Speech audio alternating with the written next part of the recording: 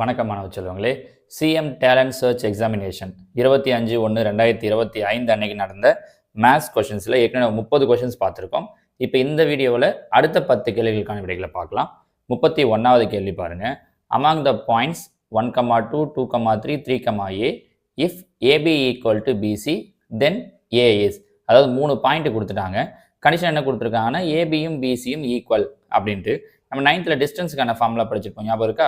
Distance equal to root of x2 minus x1 the whole square plus y2 minus y1 the whole square அப்படின்னு படிச்சிருப்போம். அந்த ஃபார்முலாவை தான் இங்கே யூஸ் பண்ண போகிறோம். அவங்க என்ன கொடுத்துருக்காங்க? ஏபியும் பிசியும் ஈக்குவல்னு கொடுத்துருக்காங்க. ஸோ ஏங்கிற பாயிண்ட்டு 1,2, பிங்கிற பாயிண்ட் 2,3. அதே மாதிரி இந்த பக்கம் பார்த்தீங்கன்னா பிங்கிற பாயிண்ட் 2,3, சிங்கிற பாயிண்ட் 3,a. ஸோ ரெண்டு இடத்துலையும் ரூட் ஆஃப்னு போட போகிறோம். ரெண்டு இடத்துலையும் ரூட் வர்றதால நம்ம ரூட்டை விட்டுடலாம். ஸ்கொயர் பண்ணுறோம் அப்படின்னா, இப்போ ஏபி பிசி அப்படின்னா ரெண்டு பக்கமும் நான் ஸ்கொயர் பண்ணேன்னா என்னவாயிடும்? ரூட் கேன்சல் ஆகிடும். அதனால் ரூட்டை விட்டுட்டு எழுதலாம். ஸோ ஃபார்முலா படி x2 மைனஸ் x1, பாருங்கள் இது x2 இது x1, அப்போ 2 minus 1 the whole square plus y2 minus y1 3 minus 2 the whole square equal to இந்த பக்கம் அதே மாதிரி பாருங்கள் x2 மைனஸ் x1 3 மைனஸ் 2 த whole square plus y2 minus y1, இங்கே a இங்கே 3, a minus 3 the whole square 2 minus 1, 2ல் 1 போயிடுச்சுன்னா 1, 1 square பண்ணால் 1 ப்ளஸ் 3 மைனஸ் 2, 3ல் 2 போயிடுச்சுன்னா 1, 1 ஸ்கொயர் பண்ணால் 1 equal to 3 minus 2 1, 1 square 1 plus a minus 3 the whole square. இது இப்படியே வச்சுக்கலாம், a minus 3 the whole square. இந்த ப்ளஸ் 1 இந்த ப்ளஸ் 1 கேன்சல் ஆகிடும். ஏன்னா இந்த ப்ளஸ் 1 இங்கே வந்தால் மைனஸ் 1, அப்படி இல்லைன்னா 1 1 2, இந்த ப்ளஸ் 1 இங்கே வந்தால் மைனஸ் 1, 2ல் 1 போயிடுச்சுன்னா 1. ஸோ எப்படி எடுத்தாலும் நமக்கு என்ன இருக்குது மீதி? a minus 3 the whole square equal to 1ன்னு இருக்குது. நமக்கு ஏவோட வேல்யூ தான் தேவை. ஸோ ரெண்டு பக்கமும் ரூட் எடுக்கலாம். ரெண்டு பக்கமும் ரூட் எடுத்தோன்னா என்னவாகும்? இங்கே வெறும் a மைனஸ் 3 இருக்கும். ரூட் எடுக்கும்போது 1க்கு ரூட் எடுத்தோன்னா ப்ளஸ் ஆர் மைனஸ் 1, கரெக்டாக? அப்போது a மைனஸ் 3 ஈக்குவல் டு ரெண்டாக பிரிக்கலாம். ப்ளஸ் 1ன்னு ஒரு answer, a minus 3 equal to minus 1ன்னு ஒரு ஆன்சர். பாருங்கள் மைனஸ் 3 இந்த பக்கம் வந்துடுச்சுன்னா ப்ளஸ் 3, அப்போ 1 plus 3, so a equal to 4ன்னு ஒரு ஆன்சர். அதே மாதிரி இங்கே பாருங்கள் a equal to minus 1, minus 3 இந்த பக்கம் வந்துடுச்சுன்னா plus 3, 3 minus 1 2, so a equal to 2ன்னு ஒரு ஆன்சர். அப்போ ஏவுக்கு என்னென்ன ஆன்சர் கிடைக்குது? 2,4. So answer option C, a equal to 4 or a equal to 2. சரிங்களாம்மா? அடுத்ததா கேள்வி எண் 32. ஒரு மின்கம்பம் நேராக நிற்பதற்கு அதன் உச்சியிலிருந்து 2 கம்பிகளை கம்பத்தின் இருபுறமும் தரையில் ஊன்றப்பட்டுள்ளது. An electric post stands upright by the help of 2 strings from the top and affixed to the ground on either side of the post. என்ன சொல்லியிருக்காங்கன்னு புரியுதா? ஒரு இது இருக்குது, மின் கம்பம் இருக்குது, ஒரு லேம்ப் போஸ்ட் இருக்குது. இது ஸ்ட்ரைட்டாக நிற்கணுன்றதுக்காக ரெண்டு பக்கமும் என்ன பண்ணியிருக்காங்க அப்படின்னா ஒரு கம்பி அடித்து இப்படி நிற்க வச்சுருக்காங்க. நடுவில் இப்படி தரையில் கம்பி அடித்து நிற்க வச்சுருக்காங்க. சரியா? அடுத்தது 6 மீட்டர் நீளம் உள்ள ஒரு கம்பியின் ஏற்ற கோணம் 30 டிகிரி. உதாரணத்துக்கு இந்த கம்பியோட நீளம் 6 மீட்டர் அப்படின்னா இதோட ஆங்கிள் ஆஃப் எலிவேஷன் எவ்வளோ சொல்லியிருக்காங்க அப்படின்னா 30 டிகிரி. கரெக்டாக? The angle of elevation of the first string which is of 6 metre long is 30 degree. இது அடுத்ததாக 60 டிகிரி ஏற்ற கோணம் கொண்ட மற்றொரு கம்பியின் நீளம் காண்க. இங்கே ஒன்று 30 டிகிரி, இன்னொன்று 60 டிகிரி. 60 டிகிரி இருக்கக்கூடிய இந்த கம்பியோட லென்த் என்னவா இருக்கும் அப்படின்னு அவங்க கொஸ்டின் கேட்குறாங்க. இப்போ இதில் பாருங்கள், இது 30 டிகிரி. நம்ம இந்த ஆப்போசிட் கண்டுபிடிச்சிடலாம். இதை கண்டுபிடிச்சிட்டோன்னா அதை வச்சு இந்த ட்ரையாங்கிள் நம்ம கண்டுபிடிச்சிட முடியும். சரியா? அப்போது இது டீட்டா, இது டீட்டாவுக்கு ஆப்போசிட் சைடு, இது ஹைபாட்னியூஸ், இது எதிர்பக்கம், இது கர்ணம். எதிர்பக்கத்தையும் கர்ணத்தையும் ஜாயின் பண்ணுற ஃபார்முலா சைன் டீட்டா. கரெக்டாக? சைன் டீட்டா ஈக்குவல் டு எதிர்பக்கம் பை கர்ணம், அதாவது opposite side by hypotenuse. Sine இங்கே எத்தனை டிகிரி கொடுத்துருக்காங்க? 30 டிகிரி. சைன் 30 டிகிரியுடைய வேல்யூ 1/2 ஈக்குவல் டு எதிர்பக்கம் தான் தெரியாது, ஒரு பேச்சுக்கு நான் எக்ஸ்ன்னு வச்சுக்கிறேனே, எக்ஸ் பை ஹைபாட்னியூஸ், கர்ணம் 6. அப்போ இந்த 6 இங்கே வந்துச்சுன்னா 6/2 ஈக்குவல் டு எக்ஸ். கேன்சல் பண்ணோன்னா 4 2 2 3 2 6. அப்போ எக்ஸ் ஈக்குவல் டு என்ன கிடைக்கும்? 3ன்னு கிடைக்கும். ஸோ இந்த எக்ஸோட வேல்யூ 3. இது தெரிஞ்சிச்சா? இப்போ இந்த ட்ரையாங்கிளுக்கு வருவோம். இங்கே வந்தோன்னா இது 60 டிகிரி. இப்போ இது 3ன்னு தெரிஞ்சிடுச்சு. நமக்கு இந்த வேல்யூ நான் இதை ஒய்ன்னு வச்சுக்கிறேன்னு வச்சுக்கோங்க. ஒய் தான் தேவை. இப்போ பாருங்கள் 60 டிகிரி, சைன் 60 டிகிரியுடைய வேல்யூ √3/2. ஆப்போசிட் என்ன இருக்குது? 3 பை ஹைபாட்னியூஸ், கர்ணம் தெரியாது, அதுதான் ஒய்ன்னு வச்சுருக்கோம். ஒய் இங்கே கொண்டு வரோம். இதை இந்த பக்கம் கொண்டு வரோம். ஏற்கனவே இங்கே 3 இருக்குது. √3/2 இங்கே வந்துருச்சு அப்படின்னா 2/√3. அப்போ 2 6/√3. ஆனால் அவங்க ஆன்சரில் 6 இங்கே பாருங்கள் 6√3 தான் கொடுத்துருக்காங்க. 6√3 வேறு, 6/√3 வேறு. பையில் ரூட் இருக்கக்கூடாது. அப்போ மேலேயும் கீழே ரூட் எடுக்கிறோம். 6 பெருக்கணும்னா 6√3, √3 பெருக்கணும்னா 3, 1 3 3, 2 3 6. ஸோ ஆன்சர் என்ன கிடைக்குது? 2√3. So answer option D 2√3. சரிங்களாம்மா? இது 32. அடுத்து 33வது கேள்வி பாருங்க. தவறான கூற்றை தேர்வு செய்க. P of A என்பது வெற்று கணம் A இன் அடுக்கு கணம் எனில் N of P of A equal to N of A plus 1 கொடுத்துருக்காங்க. ஒவ்வொரு ஸ்டேட்மெண்ட்டாக பார்க்கலாம். வெற்று கணம் A அப்படின்னா ஏவில் கணமே இல்லை, எம்டி செட். அதாவது number of A, N of A ஓட வேல்யூ என்னவாயிடும் அப்படின்னா 0. ஏன்னா எதுவுமே உறுப்புகளே இல்லைன்றதால. P of A, N of A கொடுத்துட்டு P of A கண்டுபிடிக்கணும்னா நம்ம 9th ஃபார்முலா படிச்சிருக்கோம் பாருங்க. 2n formula. என்னங்கிறது எத்தனை உறுப்பு இருக்கோ அது. எத்தனை உறுப்பு? 0. அப்போ 2 1. P of A. ஸோ இந்த P of Aவுக்கு மறுபடியும் P of Aனா அதே ஃபார்முலா 2n தான். இப்போ என்னுடைய வேல்யூ, இப்போ P of Aன்றது தான் n. என்னவாயிடுச்சு? 1. அப்போ 2 ஈக்குவல் டு 2. ஸோ LHSல இந்த கொடுத்துருக்கிறதுக்கு என்ன ஆன்சர் கிடைக்குது அப்படின்னா 2ன்னு கிடைக்குது. RHSல பாருங்கள் N of A plus 1. N of A தான் என்ன கண்டுபிடிச்சோம்? N of A தான் என்ன எடுத்திருக்கோம்? 0. ஏன்னா உறுப்பே இல்லை, வெற்று கணம். 0 + 1. 0 1 கூட்டினா 1. LHSல என்ன வந்துச்சு? 2. RHSல என்ன வருது? 1. 2 ஈக்குவலா கிடையாது பாருங்க. ஆனால் அவங்க ஈக்குவல்னு கொடுத்துருக்காங்க. அப்போ இந்த ஸ்டேட்மெண்ட் தான் தவறானது. அவங்க கேட்ட கொஸ்டின் இதுதான். So which statement is wrong அப்படின்னும் போது ஆப்ஷன் ஏ. இருந்தாலும் நம்ம மீதியும் ஒவ்வொன்றா பார்த்துடலாம். வெற்று கணமானது தனக்குத்தானே உட்கணம். Empty set is a subset of itself. ஆமாம், எம்டி செட் அதுக்கு அதுவே உட்கணம். இந்த ஸ்டேட்மெண்ட் கரெக்ட். அதே மாதிரி C x such that x equal to 4m/3n, m belongs to n, n belongs to n மற்றும் 2 less than or equal to n less than or equal to 5 ஒரு முடிவுறு கணம் ஆகும். இஸ் எ ஃபைனைட் செட்னு கொடுத்துருக்காங்க. ஆக்சுவலாக பார்த்தீங்கன்னா இந்த ஸ்டேட்மெண்ட்டும் ராங் தான். Reason என்ன அப்படின்னு பார்த்தீங்கன்னா எண்ணுக்கு மட்டும்தான் அவங்க எதுலேருந்து எது வரைக்கும் கொடுத்துருக்காங்கன்னா 2 to 5னு கொடுத்துருக்காங்க. கரெக்டாக? ஆனால் எம்மை பொறுத்த வரைக்கும் என்ன மட்டும்தான் சொல்லியிருக்காங்கன்னா பிலாங்ஸ் டு n. அப்போ எம்மோட வேல்யூ நம்ம என்ன பண்ணலாம் அப்படின்னா என்ன வேணாலும் அப்ளை பண்ணலாம். எம்முக்கு 1 2 3 4 and so on எந்த வேல்யூனாலும் அப்ளை பண்ண முடியும்.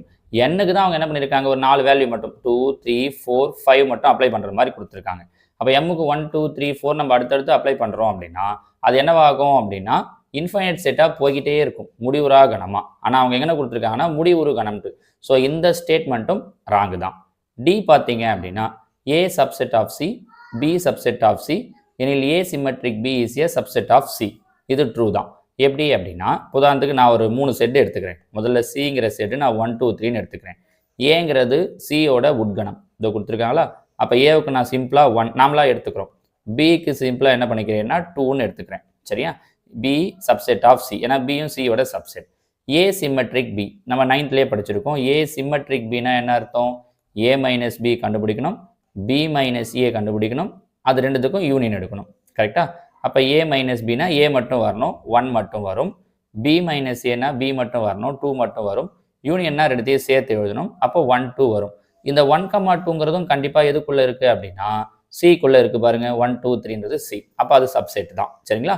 ஸோ இந்த ஸ்டேட்மெண்ட்டும் கரெக்ட். ஸோ பியும் கரெக்டு, டியும் கரெக்ட். அவங்க கொடுத்துருக்கிறது படி கரெக்ட். சரியா? அவங்க கேட்டிருக்கிறது தவறானதுன்னு கேட்டிருக்காங்க. அப்படின்னு பார்த்தா 2 ஆன்சர் கிடைக்குது. ஏவும் தவறு தான், சியும் தவறு தான். அவங்க கீ ஆன்சர் கொடுக்கும்போது நமக்கு என்ன கொடுக்குறாங்கன்னு பார்க்கலாம். சரிங்களா? அடுத்ததா 34 கணம் X such that 1776 less than X less than or equal to 1958 மற்றும் எக்ஸ் ஆனது ஒரு லீப் வருடமின் செவ்வென் த கார்டியல் நம்பர் ஆஃப்னு கேட்டிருக்காங்க. 1776க்கும் 1958க்கும் நடுவில் வரக்கூடிய லீப் இயர் எத்தனை அப்படிங்கிறது அவங்களோட கொஷின். இப்போ பாருங்கள் 1776 76 லீப் வருஷத்தில் வருமானு பார்க்குறோம். வரணுமான்னு பார்க்கணும்னா அந்த லாஸ்ட் 2 நம்பரை 4 டிவைட் பண்ணால் போதும். ஒரு நாள் 4 மீதி 3 9 நாங்க 36 லீப் வருஷத்தில் வரும்.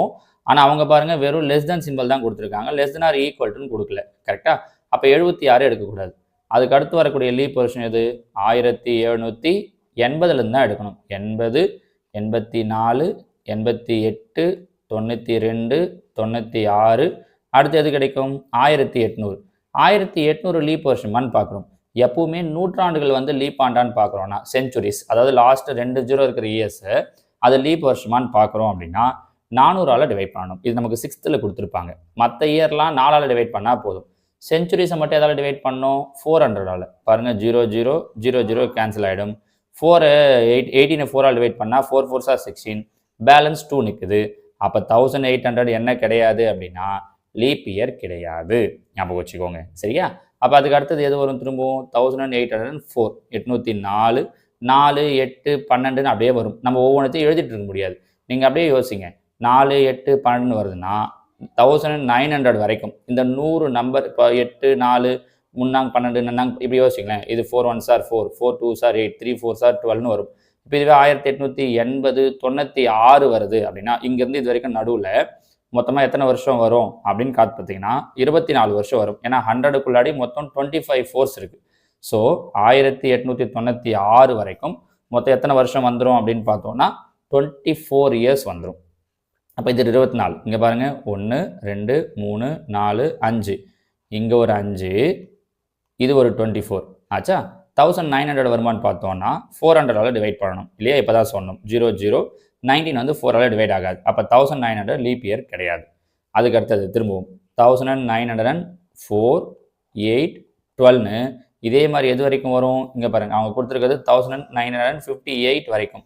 அப்போ 58க்கு முன்னாடினா எது வரும்? 1956 வரும். கரெக்டாக? ஸோ 4லேருந்து 56 வரைக்கும் நீங்கள் அப்படியே பார்த்துக்கலாம். 4ஆல் டிவைட் பண்ணிங்கன்னா 4 1s are 4 1s are 4 4s are மொத்தம் 14 வருஷம் வரும் இது வரைக்கும். ஸோ இது ஒரு 5, இது ஒரு 24, 5 + 24 29, 29 39 ஒரு 4 43. ஸோ மொத்தமாக இதுக்கிடையில் வரக்கூடிய லீப் இயர்ஸ் எவ்வளோ இருக்குது அப்படின்னா 43 இயர்ஸ் இருக்குது. ஆனால் அவங்க ஆப்ஷனில் கொடுக்கும்போது 43 கொடுக்கல, 44 கொடுத்துருக்காங்க. ஒருவேளை இந்த 1776க்கும் ≤ கொடுத்துருந்தாங்கன்னா அந்த வருஷமும் சேர்த்து நமக்கு என்னவா வந்திருக்கும்னா 44 வந்திருக்கும். ஆனால் அதில் அவங்க கொடுக்கல. சரிங்களா? எக்ஸ்ன்றது என்னென்ன எடுத்திருக்காங்கன்னா ஒரு லீப் இயர் தான் எடுத்திருக்காங்க. ஸோ மொத்தமே எத்தனை லீப் இயர் தான் இருக்குது இதுக்குள்ளே அப்படின்னா 43 லீப் இயர்ஸ் இருக்குது. சரிங்களாம்மா? அடுத்ததா 35 tan theta = 3/4, then the value of 3 sin theta minus 4 cos theta by 4 sin theta plus 3 cos theta. பாருங்கள் tan theta, tan thetaவுக்கு என்ன வேல்யூ கொடுத்துருக்காங்க? 3/4. நமக்கு tan thetaவுக்கு ஃபார்முலா தெரியும். எதிர்பக்கம் பை அடுத்துள்ள பக்கம், அதாவது opposite side by adjacent side. நம்ம பிதாகரஸ் தேற்றம் படிச்சிருப்போம் பாருங்கள். கர்ணம் ஸ்கொயர் = எதிர்பக்கம் ஸ்கொயர் ப்ளஸ் அடுத்துள்ள பக்கம் square. Hypotenuse square = opposite side square plus adjacent side square. Opposite எவ்வளோ? 3, 3 ஸ்கொயர் 9, அட்ஜசன்ட் 4, 4 ஸ்கொயர் 16, ஆட் பண்ணோன்னா 25. அப்போ ஹைபாட்னியூஸ் ஸ்கொயர் என்ன கிடைக்குதுன்னா 25. ஸோ ஹைபாட்னியூஸ் என்னவாயிடும்? 5. இப்போ 3 சைடும் தெரிஞ்சிடுச்சு. இதில் நமக்கு தேவையானது சைன் காஸ். கரெக்டாக? Sine theta. சைன் தீட்டாவுக்கு என்ன formula? Opposite side by hypotenuse, அதாவது எதிர்பக்கம் பை கர்ணம். எதிர்பக்கம் என்ன வச்சுருக்கோம்? 3, கர்ணம் 5. அதே மாதிரி காஸ் தீட்டாவுக்கு அட்ஜசன்ட் சைடு, அடுத்துள்ள பக்கம் பை கர்ணம். அடுத்துள்ள பக்கம் பாருங்கள் என்ன வச்சுருக்கோம்?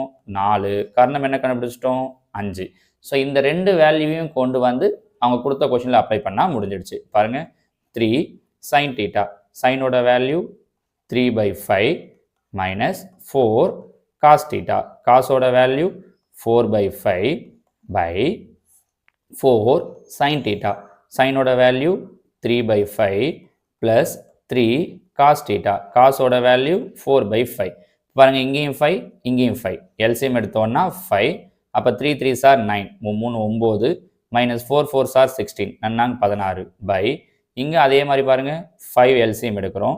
4 3 12 ப்ளஸ் முன்னாங்கு 12 பையில் 5 5 கேன்சல் ஆகிடும்.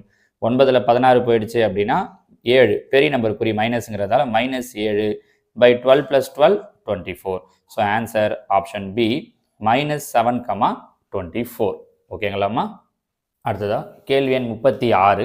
If A = pi and B = P of A, then the set A symmetric B is, அதாவது A = செட் பிராக்கெட்டுக்குள்ளாடி நல் செட்டு மற்றும் B = P of A எனில் கணம் A சிம்மெட்ரிக் Bக்கு சமமானது அப்படின்னு கேட்டிருக்காங்க. கரெக்டா?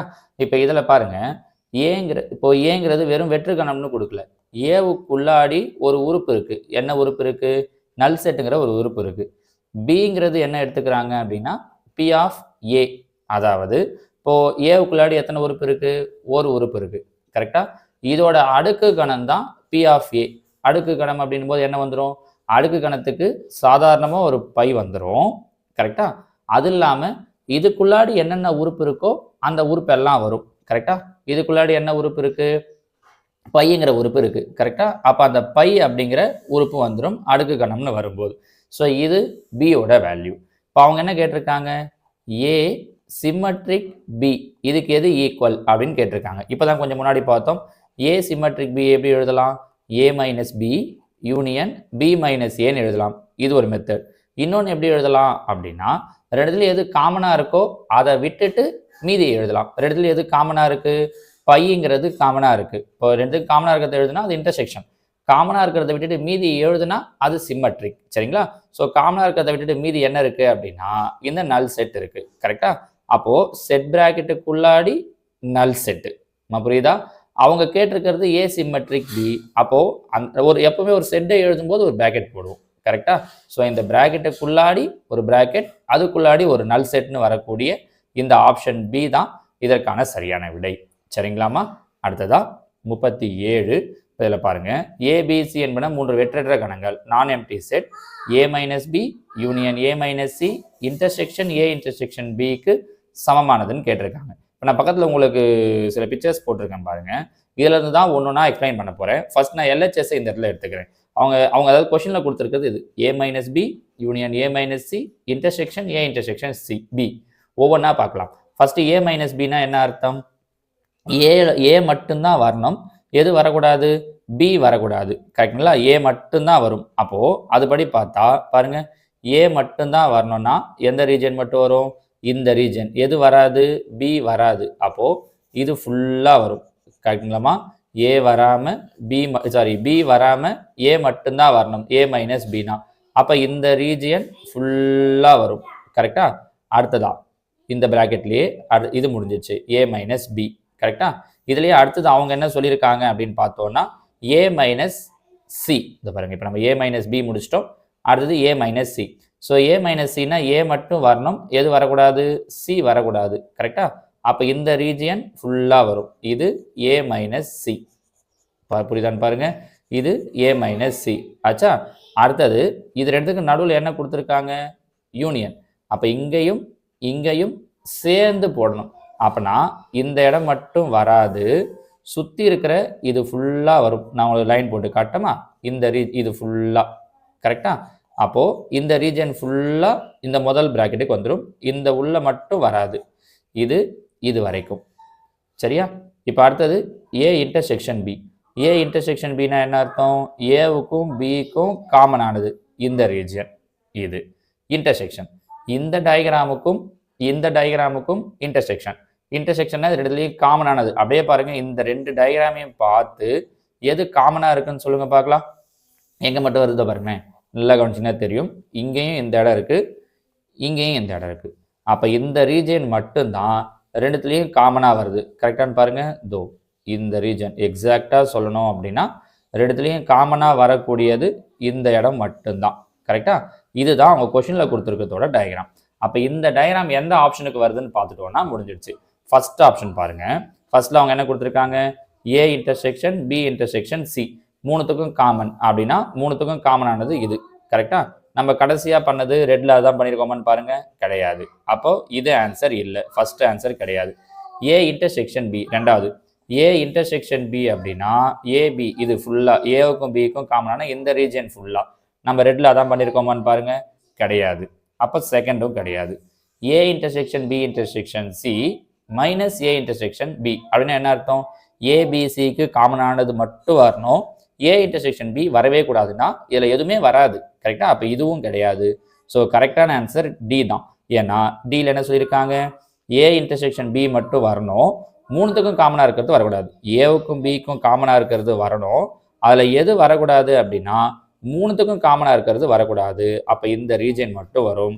ஸோ பாருங்கள், இவங்க கொடுத்த கொஷின்லையும் இந்த ஆப்ஷன்லையும் கரெக்டாக இருக்கக்கூடியது எது மட்டும்தான்னா டி மட்டும்தான்.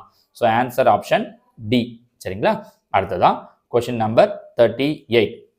A solid metallic cuboid of dimensions 1.6 meter, 0.8 meter, 3 centimeter is melted and recast into a small cubes. அதாவது இந்த 3 அளவுகளை கொண்ட ஒரு சின்ன கனச்செவ்வகம் உருக்கப்பட்டு சிறிய கனச்சதுரங்களாக வார்க்கப்படுகிறது. ஒவ்வொன்றின் மூலை விட்டம் 4√3 சென்டிமீட்டர் எனில் அளவு கொண்ட எத்தனை சிறிய கனச்சதுரங்கள் உருவாக்கலாம்? ஒரு வடிவத்தை, அதாவது ஒரு கியூபாய்ட், ஒரு கனச்செவ்வக வடிவத்தை அவங்க என்னவா மாத்துறாங்க அப்படின்னா ஒரு கியூப், ஒரு கனச்சதுரமா மாத்துறாங்க. எத்தனை உருவாக்க முடியும்னு கேட்குறாங்க. நம்பர்ஸ் கேட்குறாங்க அப்படின்னா ரெண்டுத்தோட வால்யூமையும் நம்ம என்ன பண்ணணும்னா டிவைட் பண்ணணும். அதாவது ரெண்டுத்தோட கன அளவு, கனச்செவ்வகத்தினுடைய கன அளவையும் கனச்சதுரத்தினுடைய கன அளவையும் டிவைட் பண்ணணும். கனச்செவ்வகத்தினுடைய கன அளவுக்கு என்ன ஃபார்முலா அப்படின்னு பார்த்தோம்னா L into B into H. கனச்சதுரத்தினுடைய கன அளவுக்கு என்ன ஃபார்முலான்னு பார்த்தோம்னா ஏ கியூப். கரெக்டா? இப்போ இங்கே கனச்செவ்வகத்துக்கு பாருங்க, அவங்க அளவு என்ன கொடுத்துருக்காங்க? 1.6, 0.8, 3. இது சென்டிமீட்டர், இது 2 மீட்டர். அப்போ நம்ம மொத்தத்தையும் என்னவா மாற்றணும்னா மீட்டரா மாற்றணும். சென்டிமீட்டரா மாற்றணும். மீட்டர் சென்டிமீட்டரா மாற்றணும்னா 100ஆல் மல்டிப்ளை பண்ணணும். அப்போ இது 160 மாறிடும், இது 80 மாறிடும், இது 3 அப்படியே இருக்கும். ஏன்னா ஆல்ரெடி சென்டிமீட்டரில் கொடுத்துருக்காங்க. அப்போ பாருங்க 160 into 80 into 3 by A cube. கனச்சதுரத்தினுடைய பக்க அளவு கொடுத்துருக்காங்கன்னு பார்த்தா கொடுக்கல. என்ன கொடுத்துருக்காங்கன்னா மூலை விட்டம் தான் கொடுத்துருக்காங்க, அதோட டயகனல் கொடுத்துருக்காங்க பாருங்க. அப்போ கனச்செவ்வகத்தினுடைய டயகனல் கொடுத்துருக்காங்க. கனச்செவ்வகத்தினுடைய டயகனல் கொடுத்துருந்தாங்க. டயகனல் கண்டுபிடிக்க ஃபார்முலா என்ன அப்படின்னா √3 இன்ட்டு ஏ. இது நம்ம 9th படித்தது. கனச்செவ்வகத்துடைய கனவு கண்டுபிடிக்க ஃபார்முலா √3 இன்ட்டு ஏ. இங்கே டயகனல் என்ன கொடுத்துருக்காங்க? 4√3 கொடுத்துருக்காங்க. அப்போ 4√3 equal to √3 into A. √3 cancel ஆகிடும். அப்போ ஏ ஈக்குவல் டு 4ன்னு நிற்கும். ஏ கியூப்னா என்ன அர்த்தம்? 4 cube. That means 4 into 4 into 4. இப்போ இதை கேன்சல் பண்ணிட்டோம்னா மீதி என்ன நிற்குதோ அதுதான் நமக்கான ஆன்சர். பாருங்கள், 1 நாள் 4 இங்கே கேன்சல் பண்ணோன்னா நன்னாங்க 16 0. 1 நாள் 4 மறுபடியும் கேன்சல் பண்ணோன்னா 1 நாள் 4 0. 1 நாள் 4 ஈர்னாங்க 8 0. அப்போ மீதி இருக்கிறத பெருக்கிறோம். 3 6, இங்கே ஒரு 0, இங்கே ஒரு 0, அப்போ 00 600. ஸோ மொத்தம் எத்தனை கியூப்ஸ் உருவாக்கலாம் அப்படின்னா 600 cubes. So answer option B. ஓகேங்களா? அடுத்ததா question number 39. 4.2 metre, 3 metre, 2 metre பரிமாணங்களை உடைய ஒரு நீர் தொட்டியில் எத்தனை லிட்டர் தண்ணீரை கொண்டு நிரப்பலாம்? எவ்வளோ லிட்டர் தண்ணீர்? அதோட வால்யூம் கேட்டிருக்காங்க. இது லென்த்து, இது பிரெத்து, இது ஹைட்டு. எல்லா யூனிட்டுமே மீட்டரில் தான் கொடுத்துருக்காங்க. அப்போ கனச்செவ்வகத்துடைய கனவுக்கு formula L into B into H. எல்லோட வேல்யூ 4.2, பிக்கு 3, ஹெச்சுக்கு 2. ஏன்னா 3.0னா 3ன்னு எழுதலாம், 2.0னா 2ன்னு எழுதலாம். அப்போ பாருங்கள் 4.2 இன்ட்டு 3 2s are 6 மல்டிப்ளை பண்ணுவோன்னா 6 2s are 12, 24, 25. 25.2 மீட்டர் கியூப்னு கிடைக்குது. ஆனால் அவங்க ஆன்சர் கொடுத்துருக்கிறதெல்லாம் லிட்டரில் கொடுத்துருக்காங்க பாருங்கள். மீட்டர் கியூபை லிட்டராக மாற்றணும் அப்படின்னா ஒன்றும் இல்லை, 1000ஆல் மல்டிப்ளை பண்ணணும். எதால் மல்டிப்ளை பண்ணணும்? 1000. அப்போ 1000ஆல் மல்டிப்ளை பண்ணிங்கன்னா 252 2 0 சேர்ந்துடும். ஏன்னா இங்கே ஒரு பாயிண்ட்டுக்கு அப்புறம் ஒரு டிஜிட் இருக்கிறதால. So answer 25,200 litre. Option B. ஓகேங்களா? அடுத்ததா கொஸ்டின் நம்பர் 40. இந்த வடிவம் பார்க்கும்போதே உங்களுக்கு தெரியும் இது என்ன ஷேப் அப்படின்னு பார்த்தீங்கன்னா உருளையினுடைய இடைகண்ட வடிவம்.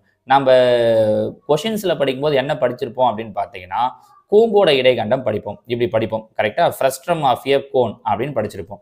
இந்த ஷேப்போட பேர் வந்து பார்த்தீங்கன்னா ஃப்ரஸ்ட்ரம் ஆஃப் ஏ சிலிண்டர். சரிங்களா? சிலிண்டருடைய ஃப்ரஸ்ட்ரம், அதோட இடைகண்டம் அப்படின்னு சொல்லுவாங்க. சரிங்களா? புக்கில் இது வந்து ஒரு உங்களுக்கு தெரியுமா பார்ட்டில் இதோட ஃபார்முலா 2 ஃபார்முலா கொடுத்துருப்பாங்க. இந்த கொஸ்டின் அதை வச்சு தான் கேட்டிருக்காங்க. ஒன்றும் இல்லை, இந்த கொஸ்டினுடைய லாஸ்ட் லைன் பாருங்க. The ratio of the curved surface area to its volume. அந்த உருளையின் சாய்ந்த இடைகண்டத்தின் வலைபரப்பிற்கும் கன அளவிற்கும் உள்ள விகிதம். இந்த உருளையினுடைய இடைகண்டத்துக்கு வலைபரப்புக்கு அவங்க ஒரு ஃபார்முலா சொல்லியிருப்பாங்க. வலைபரப்பு, அதாவது இங்கிலீஷில் சிஎஸ்ஏ. சிஎஸ்ஏக்கு ஃபார்முலா என்ன சொல்லியிருப்பாங்கன்னா 2πr இன்ட்டு h1 + h2/2ன்னு சொல்லியிருப்பாங்க. இதோட வலைபரப்புக்கு.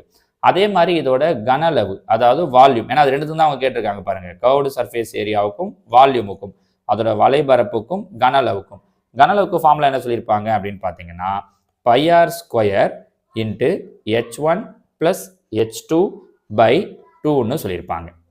அவங்க கேட்கறது இது இடத்துக்கு ரேஷியோ கேட்குறாங்க. அப்போ இது இடத்துக்கு ரேஷியோன்னும் போது நடுவில் என்ன வச்சிடறோம் அப்படின்னா ஈஸ்ட் வச்சிடும். இப்போ இதில் எதெல்லாம் கேன்சல் ஆகும்னு பார்த்தோம்னா இங்கே பாருங்கள் பை பை ஒரு ஆர் ஒரு r h1 + h2/2 h1 + h2/2 balance என்ன நிற்கும் இங்கே 2 நிற்கும் ஈஸ்ட்டு இங்கே ஆர் ஸ்கொயரில் ஒரு ஆர் போயிடுச்சு ஒரு ஆர் மட்டும் நிற்கும் அப்போ ரெண்டு பிரச்சனை இல்லை ஆரம் மட்டும் தெரிஞ்சால் முடிஞ்சிடுச்சு பாருங்க அவங்க விட்டம் கொடுத்துருக்காங்க டயாமீட்டர் என்ன கொடுத்துருக்காங்கன்னா 10 சென்டிமீட்டர் கரெக்டாமா தோ ஃபர்ஸ்ட் லைன்லேயே இங்கிலீஷில் கொடுத்துருக்காங்க பாருங்க டயாமீட்டர் 10 சென்டிமீட்டர் டயாமீட்டர் 10 சென்டிமீட்டர்னா அப்போ ரேடியஸ் என்னவாயிடும் 10ல் பாதி 5 சென்டிமீட்டர் ஸோ ஆரோட வேல்யூ 5 அப்போ ஆன்சர் 2:5 ஆப்ஷன் ஏ தான் இதற்குண்டான சரியான விடை சரிங்களாமா ஸோ இந்த வீடியோவில் நம்ம 10 கொஸ்டின்ஸ் பார்த்துருக்கோம் இதோட நமக்கு மொத்தமாக இந்த டேலண்ட் சர்ச் எக்ஸாமினேஷனில் 40 கொஸ்டின் முடிஞ்சிருக்கு இன்னொரு 20 கொஸ்டின் இருக்குது அதை நான் உங்களுக்கு அடுத்தடுத்த வீடியோவில் எக்ஸ்பிளைன் பண்ணுறேன் ஓகேவா தேங்க்யூ